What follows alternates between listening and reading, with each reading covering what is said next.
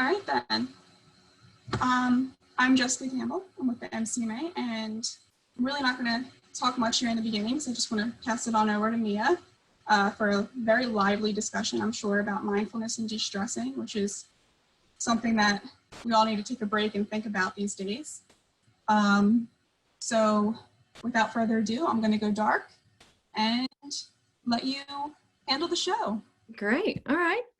Thank you, Jessica. I really appreciate coming onto this group, especially because I know probably the normal programming has been a lot more skills oriented, been a lot more kind of professional training oriented. And I love it when organizations are willing to like let a little bit of the old mindfulness creep in.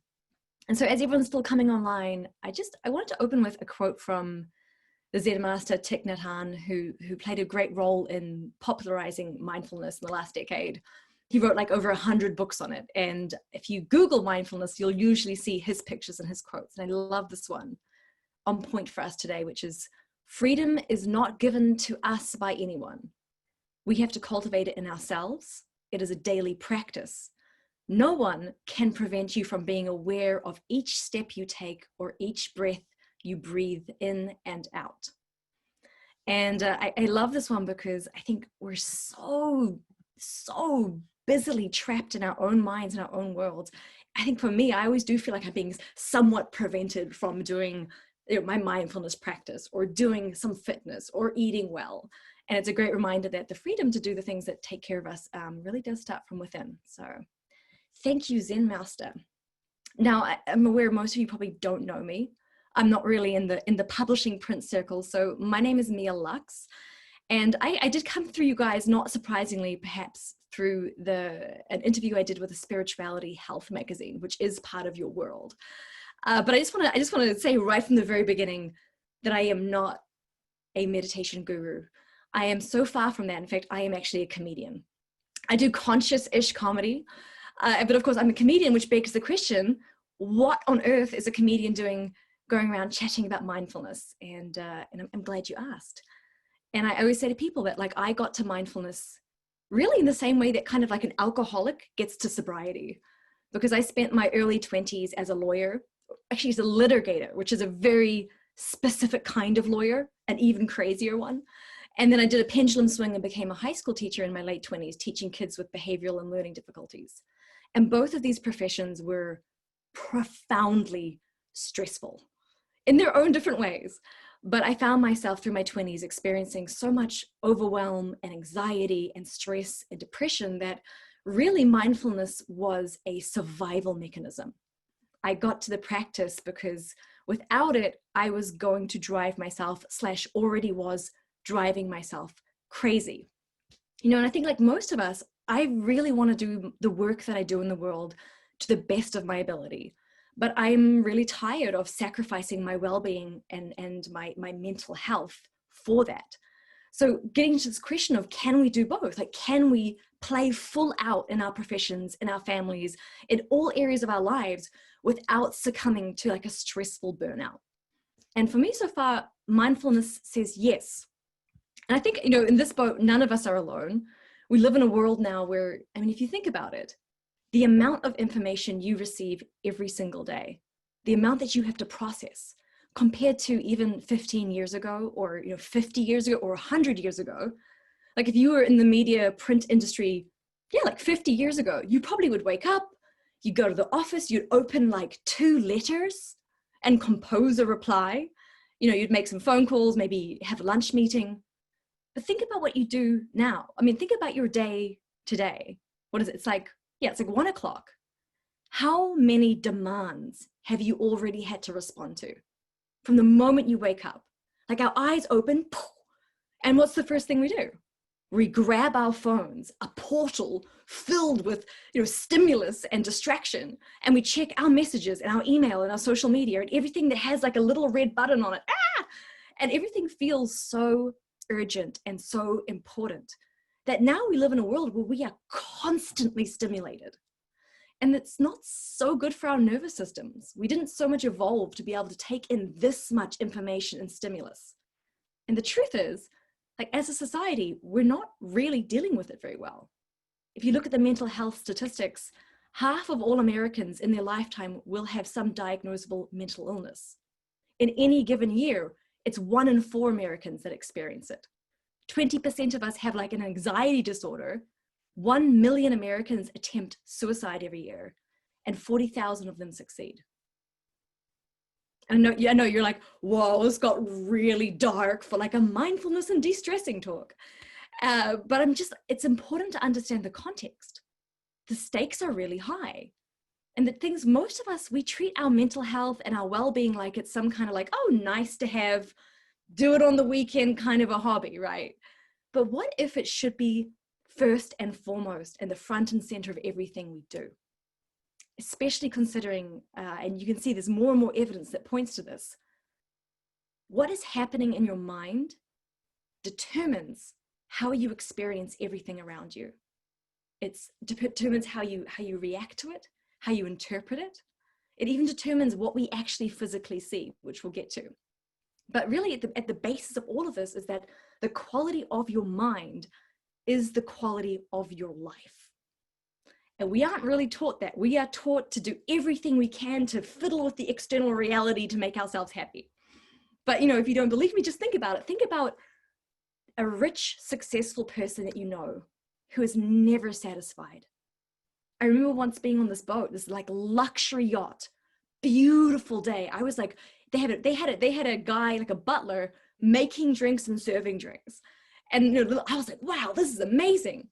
But every conversation I went to, the people were so miserable. This apartment deal fell through and that one didn't make dinner right. And like, I just realized that if you have a dissatisfied and anxious mind, you'll find dissatisfaction and anxiety wherever you go. It doesn't matter. Even if you're successful and rich and whatever you get, we take ourselves everywhere we go, right? There's that saying, wherever you are, wherever you go, there you are. So with mindfulness, there's a possibility here, not of fixing the external reality, which only gives us like a temporary relief, right? We achieve something, we drink something or do something, we feel good for like a half a second, but then we're back into the same cycle. But mindfulness is a tool that helps us to transform the inner quality of our mental experience, which then completely transforms our relationship to external reality and our experience of it. So that wasn't to get you depressed, it's more to get you hopeful, because really the good news is that there is this way forward. I actually want just to get you guys, just to flip it to you for one moment before we continue. As you're sitting there, maybe you're watching this on Zoom, maybe you're watching this on Facebook, you're sitting in front of a computer, you're listening on a phone, just take a second to notice what your mind is doing. Maybe some of you are like really 100% focused on what I'm saying. Thank you.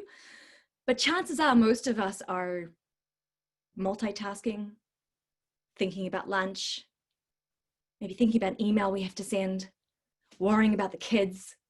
And I just invite you to take a second to see if you can notice what your mind is doing in the background as you're participating, as you are listening. And you don't have to change anything. This is not a judgment. All of us are, in our own little... But I'd love for you to almost treat this call, like the rest of the next sort of what, 10, 15 minutes, as a bit of an experiment. Can you keep tabs on what your mind is kind of pushing you and pulling you to do? I know when I'm listening to a Zoom call, very often, every 3 minutes, my mind's like, you should check your messages. Maybe someone messaged you. Like a compulsive tick, right? And so this is a great time just to practice that. Now, why that matters is because just getting a kind of a basic familiarity with the default loop of how we think is a really powerful step to kind of not being ruled habitually by it. We're not trying to stop thinking with mindfulness. We're not trying to repress feelings or repress thoughts. The idea is simply to bring awareness to them so that we can have a little bit more freedom from them. Before I go into exactly what mindfulness is, because yeah, it's a big buzzword. If you give me just a minute to be its hype man, very easy to be a hype man for mindfulness. And yeah, it has been a buzzword in the last decade. It's gone from being sort of a woo-woo thing that monks did in the mountain to now some of the world's biggest companies offer it for training for their employees, and it's in schools and in prisons, and we see reductions in suspensions and violence because of it. And even in science, there are now hundreds of randomized control studies about various aspects of mindfulness. And they've linked it to reduction in stress, anxiety, depression, Even with physical conditions like chronic fatigue or back pain, they notice an improvement in pain regulation. There's a big increase in productivity associated with mindfulness, which explains why companies are quite happy to pay their employees to learn about it. And just increased sort of working memory and executive function. And they've also found that there's just like a boost of mood and even an increased body satisfaction. And I think one of the things I find for this particular time in America, especially interesting, is that I think it was like 2015, they did a study where they got groups of people to meditate, and then they had a control group who didn't do the mindfulness meditations. And then after a period of time of training the one group and not the other, they showed them each pictures of, you know, people of different color and backgrounds and ethnicities. And the mindfulness group who'd been training had such a significant drop in their discrimination and bias depending on the person's race compared to the control group. So an interesting idea that mindfulness training, people getting in touch and regulating their own inner worlds, helps how they perceive and judge other people, something that we could probably do a bit of right now. So how does it do all this stuff? I mean, how does mindfulness be this kind of like one pill to fix all this stuff? Well, I mean, I'm not a neurosurgeon, so my very, very basic understanding, which is a starting point, you can research more. There's so much about this.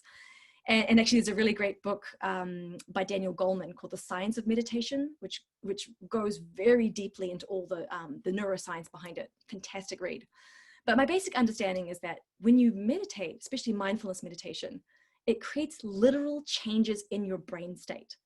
A lot of the randomized control trials, some of them used the MRI scanners. And so they were looking at how does the actual brain change when it's going into these meditation states and afterwards.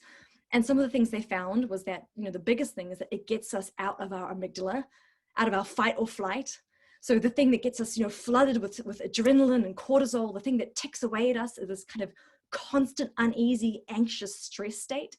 It gets us out of that. So it gets us out of that kind of like flight or fight response. And it releases dopamine and serotonin, which is like the happy, relaxed chemicals. So the state of meditation can move us from stress to relaxation. And then in terms of like the social stuff, what I find fascinating is that they found there's a link. It strengthens the connection between the dorsomedial prefrontal cortex, which is, you know, that very sophisticated social part, and the insula. And this connection is really what centers around empathy and processing how we perceive people who we think are different to us. And so, you know, empathy and being able to process other makes a lot of sense why people's discrimination and bias would drop when they'd been meditating for a while. So anyway, I mean, like, listen, we don't have time to go through all the science, but the too long don't read version is meditation and mindfulness makes people happier, kinder, and fairer. So that's why it's so easy for me to be a hype man about it, because I would take a little extra happiness, kindness, and fairness in the world. So hopefully at this point, you're like, oh, I'd like to be happier, fairer, and kinder. Sign me up. What do I do? This is always my favorite when we find out about it. We're like, what do I do? How do I do it? But the irony with mindfulness is that, you know, you don't really do mindfulness. It's not an activity. You don't even really have to change what you're doing. You could be mindful right now because it's changing how you're doing something. It's not so much an activity, but it's a quality of attention. It's a state shift. That's why in some ways it is so simple and also so difficult. Sitting still, breathing, looking around you, noticing. It sounds so easy. And yet when we try it and we try to do it day to day, moment to moment, you know, we have to come up against our own habitual thinking patterns. So what is mindfulness? The definition I love, which is by Rob Nairn, who's a mindfulness teacher, is knowing what is happening as it is happening without preference. And, you know, there's no fancy chanting needing. You don't need to like sort of squish yourself into like a lotus meditation pose or, you know, wear mala beads if you don't want to. It's really just about bringing attention to your current experience. Now I want to break that definition into two parts. The first part, knowing what is happening as it is happening. And like, I know most people like me are like, I'm not an idiot. I know what's happening. I'm on a Zoom call. It's like Wednesday, 17th. Great. And that's true. But how many times have you had the experience of, you know, walking into a room and then just stopping and being like, I have no idea why I came in here. Or the other classic is like you're driving and you kind of get a bit distracted and zone out. And the next thing you know, you've kind of automatically driven yourself to the wrong place. Or my favorite example, my husband and I were trying to do that thing where you don't expose yourself to bad light before bed. So we would like light candles, which is natural for the eyes. And so we were reading our books in bed with candles, and I sort of got up and pushed my pillow back and went to the bathroom. And when I came back into the room a few minutes later, my husband was sitting in bed reading his book, like totally engrossed. And next to him, the pillow was on fire, like really on fire. And I can never get that image out of my head, how oblivious we can be. And yes, at any moment, I believe we can snap ourselves back to this present moment. But we do get sucked into like the book of our lives, right? The book in our mind. And we can go through our world on autopilot, not even noticing the burning pillow next to us. So we are absolutely able and capable any moment of knowing what is happening as it's happening. But most of us have a pattern, a kind of habituated way of thinking, which takes us out of the present moment. We're reflecting on something that happened. We're preparing for something that's about to happen. And so the whole thing of mindfulness is just giving us a way back into this present moment. Why does it matter that we are here? That's always a great question. Like, well, I don't care. I like thinking about the past and thinking about the future. There's so many reasons why being able to access and bring yourself back to the present moment matters.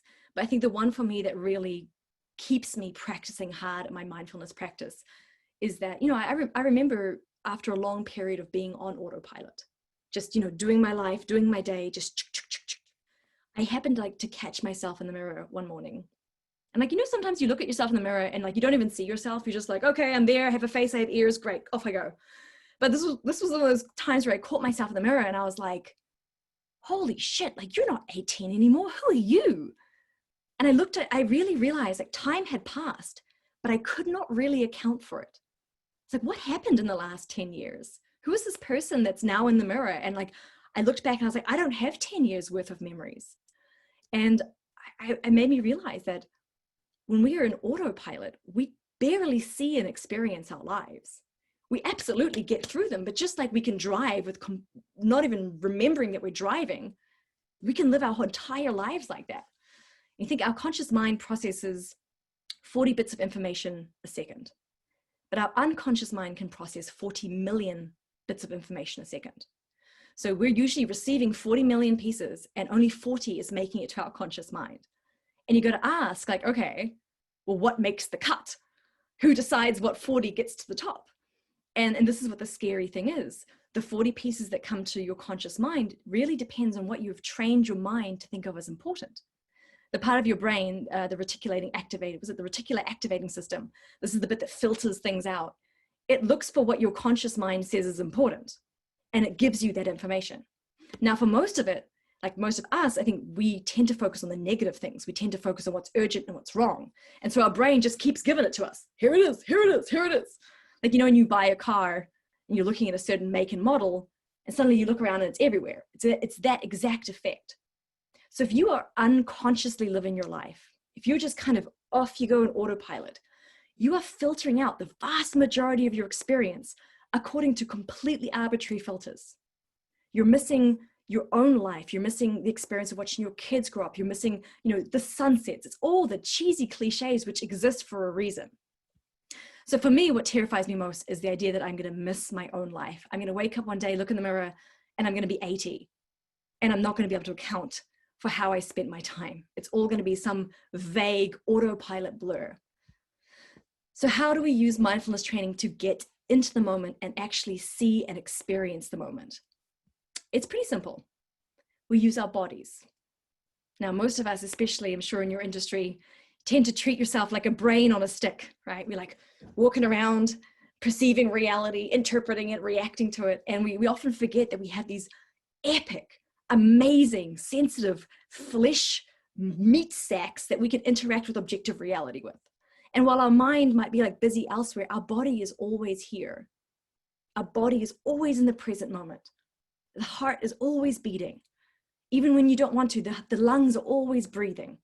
You're always regenerating. And so we can use this as a way back into the body. And I'd like to lead you guys just through a really quick exercise to show you how you might want to do this. And this is especially good if you're, in a moment of stress, but it's great to practice it in a normal moment so that, you're not pulling it out the last second. So first of all, just find a place, like settle into a position that you feel comfortable. If you're in a awkward situation, maybe go sit somewhere a bit more comfortable. It's only going to take a few minutes, but I just want you to feel like you're not going to have to fiddle with your position. So you can be seated, you can lie down. If you want, you can keep your eyes open. If you feel more comfortable to close your eyes, go ahead and close your eyes. And we're going to start with the breath. And the reason why meditation uses the breath is because the breath is one of the few parts of the body that is both automatic, like you can just keep breathing, you won't even notice, and you can take conscious control over it. So if you want, you can dictate how fast, how deep you breathe. But if you forget about it, you're not going to, be like, okay, gotta breathe, gotta breathe, gotta breathe. And so it's a great gateway to access other kind of autonomic parts of the body. So we're going to start by just taking in a big breath through our nose and then out through our mouth, just like. It's a good time to remind you to just watch your mind. You might be like, what is she doing? I don't want to do this. I don't like breathing. Just watch your mind. Take another deep breath in.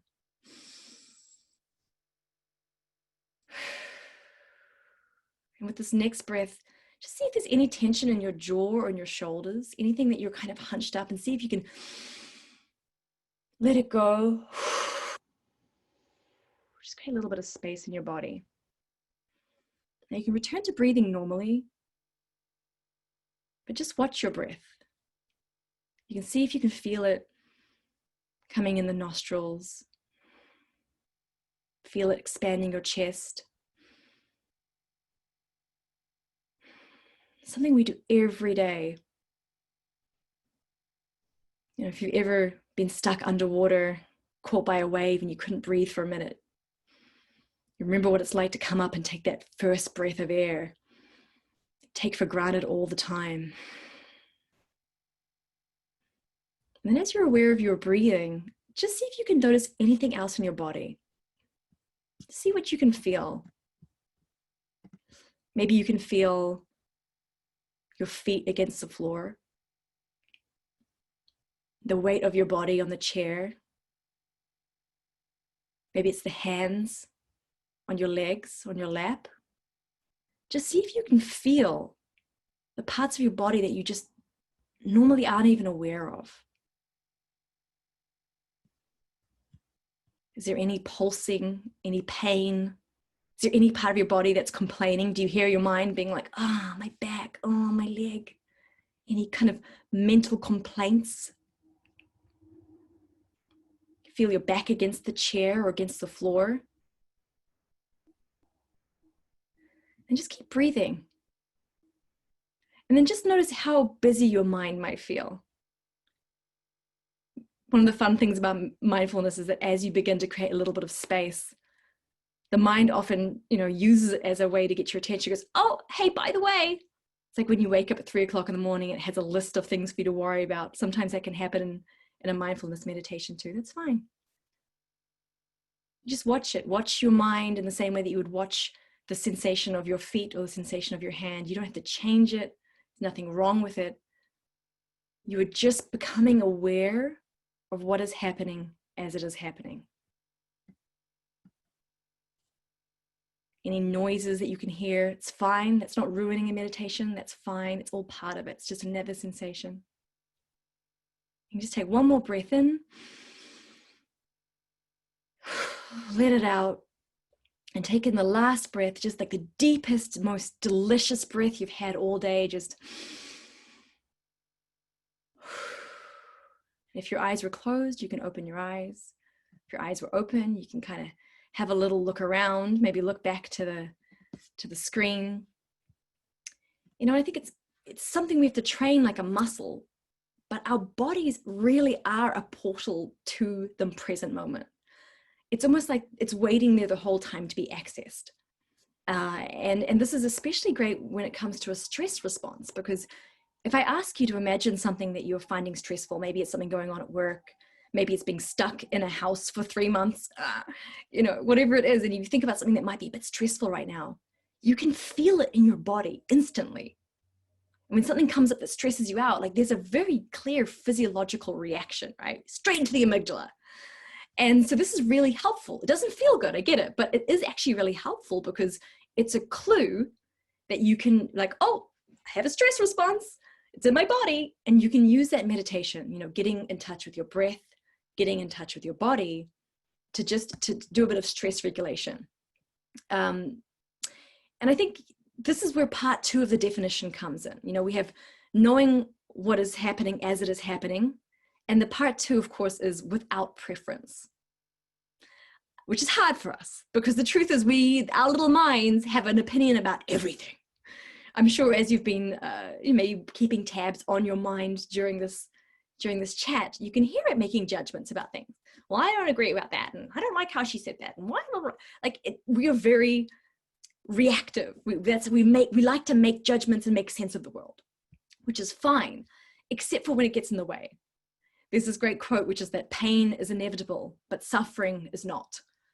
And when you practice mindfulness, like even perhaps just now, like especially when you're stressed, when you bring the attention into your body and to your mind, you might not always find something that you want. And mindfulness isn't about like forcing yourself to feel good. It's not about like ignoring the pain and breathing it away. It's really about a non-judgmental sort of observation of whatever is there. It's like truly being present to seeing whatever is happening without judgment. So it's a funny thing of like when you're anxious and you're meditating and then you get anxious that you're feeling anxious, you suffer twice. And so without preference is to remove that extra layer, that sort of mental suffering that we add on to whatever actual pain we are experiencing. And a great example is like day to day. We do this every day with stuff we don't want to do. Like I hate flattening cardboard boxes, but because of COVID, we shop online. And so I just have this never ending stream of cardboard boxes in my life that I have to flatten. And I can spend the full 10 minutes while I'm flattening the boxes, just moaning and suffering in my head. I hate this. Why do I have to do this? It's such a waste of my time. My husband should do this. I hate him. This is terrible. On and on and on. And so I've actually turned my box flattening time into a mindfulness practice. Every time I go to flatten boxes, I see how present I can be to the experience of flattening a box, touching the cardboard, carefully cutting. And then when my resistance comes in, when the thoughts come in, I see them. I go, yeah, I come for a bit of a moan. Cool, okay, keep going. The thing is like stress is often just a judgment we make about something in the moment. And apart from just creating the kind of the physiological sort of damaging the long term, but also damaging the moment, stress makes us really stupid. And like none of us want to be that kind of a stupid because it was developed for like a saber-toothed tiger response, right? Like flood your body with adrenaline and cortisol so you can get out of there. It wasn't designed for replying to a stressful email. But you know what's like? You get a stressful email, you open it, and your body, it's like, tiger. And then, of course, what do? You write them, you reply quickly while you're stressed out. You've done that, and then like later you read it and you go, I can't believe I wrote that. Like, what was I thinking? It's because stress makes us stupid.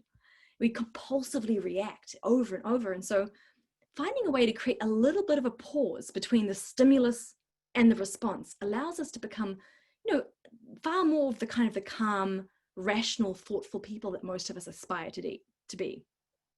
So here's a quick thing. If you were in a stressful moment, here's a really great little quick use of that exercise. You can go, okay, learn to recognize the physical sensations of stress. You will often feel the stress before you can even really articulate that you're stressed. Someone might say something or you see something and you start to feel it in your body. So the moment you start to feel it in your body, see if you can practice catching that moment. And the moment you recognize it, even if it's later, it's fine. Just realize that like I'm feeling this way because something in my brain has made a judgment about what's happening around me. Bad, wrong, threat.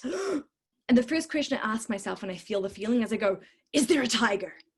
Like, is there a tiger? Really? Like, is there anything in my immediate surrounding that I have to fight or run from?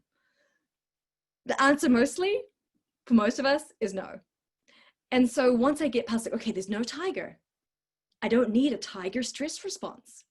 So I go back into my breathing, take a few deep breaths, exactly what we did before. And get back into your body. And then just notice where the stress is in your body. Some people feel it, the clenching in the stomach, up in the jaw, tension in the shoulders. Again, you don't have to change it, but just give yourself like 1 or 2 or 3 minutes to just watch it, to just create a little bit of a space between whatever caused that sensation and what you do to respond to it. You'll be amazed, like something as simple as that, even without getting rid of the feeling, how it gives you a little bit more autonomy in the way that you show up in it. And I think like that quote in the beginning said, this is about freedom. Having some kind of control over your own mental state gives you control over your interpretation of reality. It gives you control over your reaction to reality. None of us like to think that we are these kind of like compulsive creatures, but they did this study where they got people in a room with a button, and they just said to them, hey, at any point, just press the button. Just you as many times as you want, just make a decision to press the button and press it as you decide. And they hooked them up to a whole bunch of kind of like EEG scanners. And what they found, which still blows my mind, is that the people were all like, okay, I did it. I chose to press it and I pressed it. But the brain readings showed that just before they consciously decided to press the button and pressed it, there was a massive spike in like kind of the unconscious mind activity. So their conclusions were ultimately like, the decision gets made in the unconscious often before it gets made in the conscious mind. So we can get into the cycle of being like, we're just puppets. But taking the kind of a committed mindfulness practice approach to your inner world helps for you to cultivate a relationship with yourself so that you're not trapped in that kind of compulsivity, that kind of reactivity.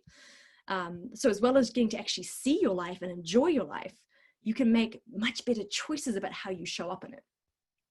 So finally, very quickly, how do you do this in your day-to-day life? It's really simple. You just start. And remember, like there's 1,000 different ways to practice mindfulness. If you're someone who needs a bit of structure, there are so many apps like Omvana or Headspace that give you like structured, guided audios you can do every day. But honestly, like you can just start by saying like, listen, for 2 minutes every day, before I have my coffee, I'm just going to sit in the chair and I'm just going to really notice what's around me. I'm going to really notice what my mind is doing. I'm going to be intentionally, simply sitting in a chair. Or you could choose to do that with your kids. Be like, okay, for like a few minutes, don't make it like 20 minutes. Start with like 2 minutes, 3 minutes. I'm going to sit and I'm just really going to be there with them. I'm going to watch my thoughts and not get caught up in the drama of my own mind. I'm just going to really be there. Or take a walk around the house for 5 minutes. Go outside and just walk on the grass for 5 minutes and focus on nothing but your breathing and your feet. Whatever you want to do, you can sit down, do the classic meditation. It doesn't really matter. The real key is to have a simple, small commitment that's non-negotiable. So if you can commit to 30 seconds and you can do 30 seconds, start there rather than doing, I'll do 30 minutes twice a day. And then it's just a practice like a muscle. And you'll find like the more you come back to your reality, the more you start to sort of reap the rewards, truly actually getting to experience your own life. And I'll close with a quote that I really love from Annie Dillard, the writer. And I think it really speaks to how the quality of our moments, right, being present in the moment, how that leads to the quality of our days. And she says, how we spend our days, of course, is how we spend our lives. So hopefully a little bit of mindfulness in this stressful time can sneak to you guys.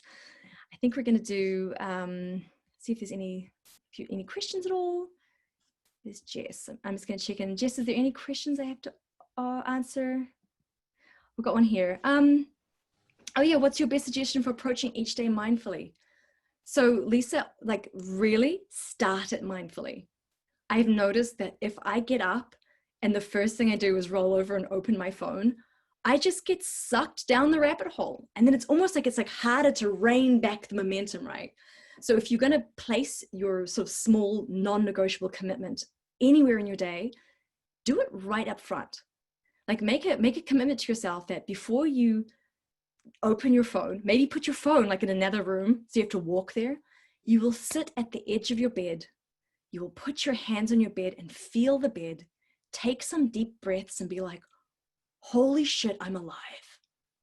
Like, wow. just take 60 seconds, 120 seconds to appreciate that.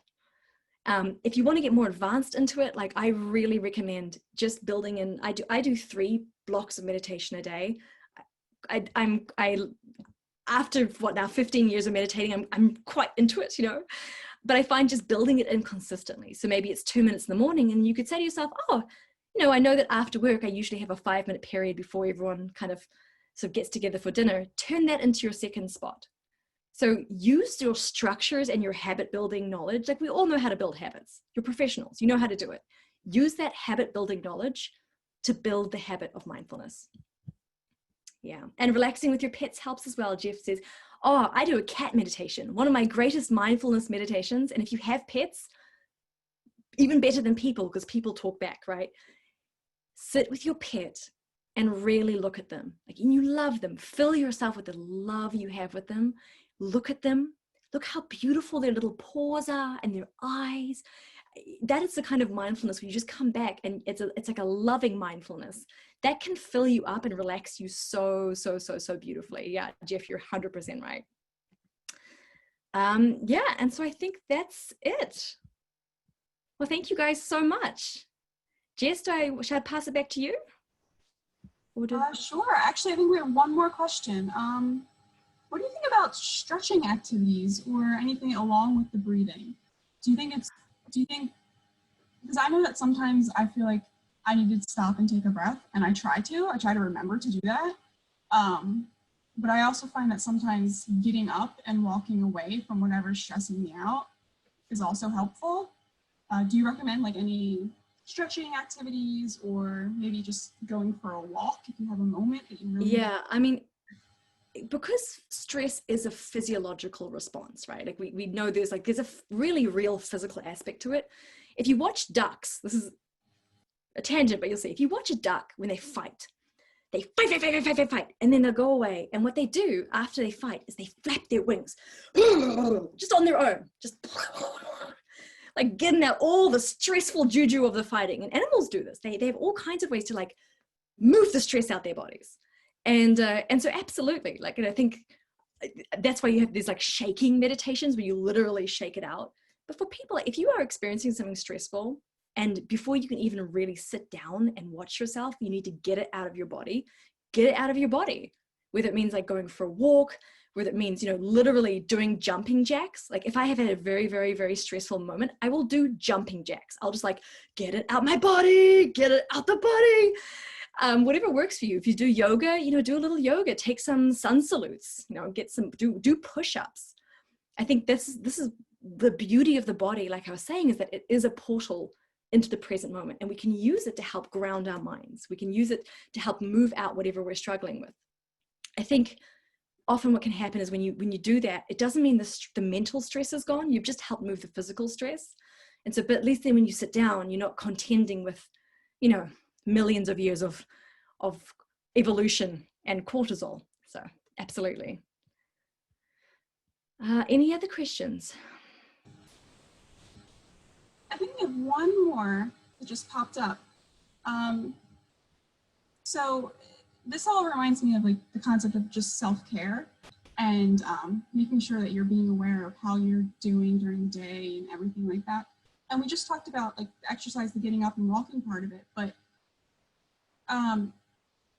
do you think that the diet, the nutrition helps at all as well?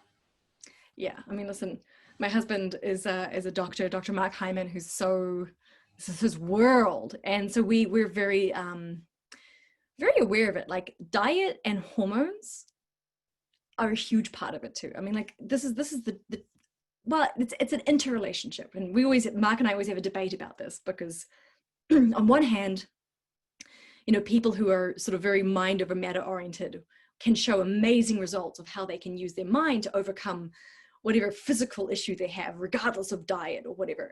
On the other hand, you have amazing doctors like him who use nutrition to cure depression or Alzheimer's, where you're like, how does that work?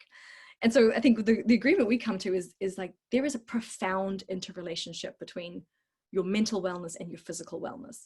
And I don't think it goes one way. We sort of figured out like, it's like a dialogue, right? So you want to kind of up your chances. you do both. Like I, as much as I can, I try eat well. I make a rule of I don't eat so well that I'm unhappy. Like if my diet is making me angry or sad, it's not doing its job. So I very much choose to have supportive nutrition so that my brain works, my hormones work. As a woman gets older, like learning about progesterone dropping, even having like, I have a topical progesterone I use because I was like, wow, 1 week a month, I go real suicidal for no reason. And I was like, and I measured my hormone levels. Oh, like there's a distinct hormonal correlation. So I think this, but again, like when you practice mindfulness, because you're not trying to fix anything, you can actually start to see and track your own patterns.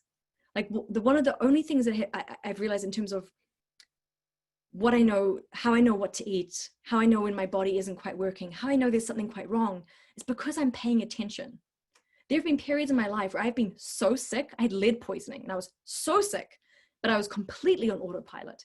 And so I did not really see the progression and how it got worse and worse and worse and worse because I wasn't in any way practicing mindfulness. I was completely oblivious. And so I think there is a profound relationship between using, mindfulness to notice, to relax, and of course then using nutrition and other kind of, like physiological boosts to then give yourself the best possible mind to work from. I hope that's helpful. A bit of a ramble, sorry. We have a lot of people thanking you through Facebook for your Oh, it's so fun to be here. Thank you so much for having me. Thank you for the suggestions. I love that quote that you put, not the last one you said, but the one before, the pain is inevitable, but suffering is not. Mm-hmm. Or either way. Yeah. I wish I could remember who said it. It's like, it's one of those sort of very, it's some enlightened being. Yeah, I feel like I've read it somewhere before, but that is, yeah. It's not. It's it honestly could be the Dalai Lama. It feels a little Dalai Lama-ish to me. Yeah. Well, I don't think we have any more questions coming in, but I just want to thank you very much, Mia, for sharing with us today. And I know that I'm going to take a lot of what you said into my daily routines. And I've tried the whole not waking up and going right to my phone thing.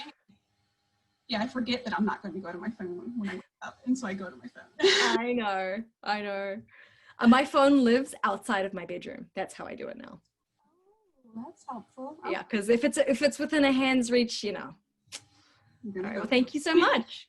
Yes, thank you very much, Mia. And yeah, that's a wrap. Thank you. Bye. Bye.